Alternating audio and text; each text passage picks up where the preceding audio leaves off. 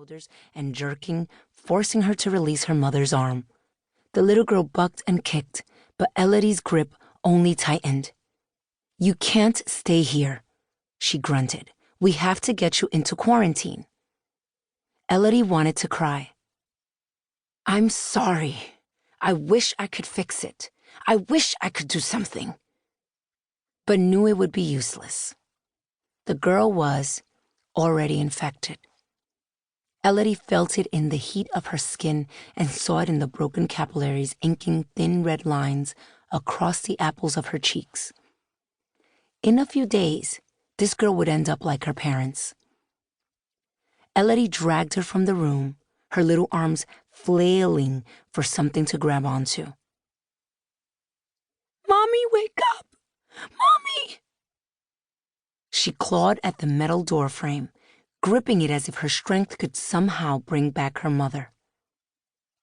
Elodie yanked, and the little girl's grip broke free. Arms outstretched, she screamed for her mother. Simulation complete.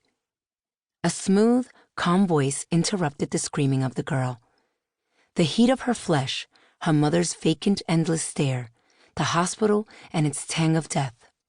The girl froze and became weightless in Elodie's grip, became colored air. Simulation terminated. The disembodied voice announced as the scene in front of her blurred briefly before disappearing to reveal the real-life space around her.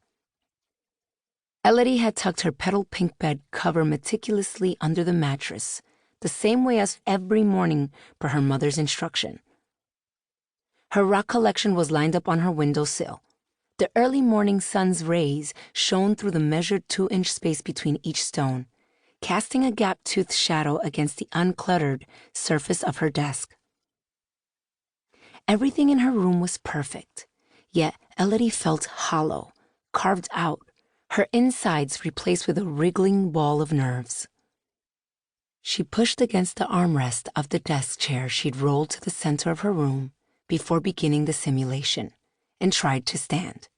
But her legs melted under her, and she collapsed to her knees, hands trembling as she tore free from her updated headset and visor. A holographic image appeared near the foot of her bed, carrying the same 3-dimensional weight, 3-dimensional realness as the little girl in the simulation. Elodie stared down, half expecting the small heel of the hologram's pointed shoes to leave a divot in the plush carpeting. Elodie blinked up at the woman, whose short hair barely dusted her sharp chin, as she glanced down at Elodie and claimed that cool voice. Simulations, such as these, are necessary to illustrate the flaws in the medical systems of the past. The virus, Cerberus, originated in a hospital and spread quickly to those in uninfected facilities because of inadequate to non-existent containment protocols. Would you like to further review the points learned within the Lesson 15 simulation? With her hands gently clasped in front of the white pencil skirt she always wore, the hologram blinked down expectantly. A sob stuck in the back of Elodie's throat. "Elodie, do you wish to review this lesson or proceed to the practice exam?"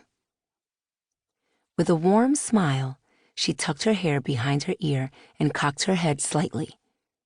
Although her hair was the same deep brown as Elodie's and her skin the same rich tan, the hologram, newly nicknamed Holly by the citizens of Westfall, looked empty. At least she did to Elodie. Everyone else had marveled at how lifelike she appeared. This spokesperson for the Key Corp had always been smart, but she had also always been a voice.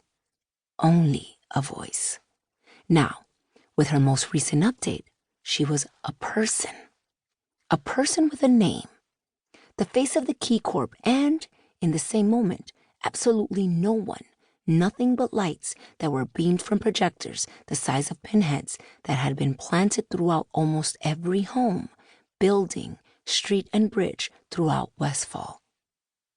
Elodie swallowed past the lump in her throat and brushed her damp hair.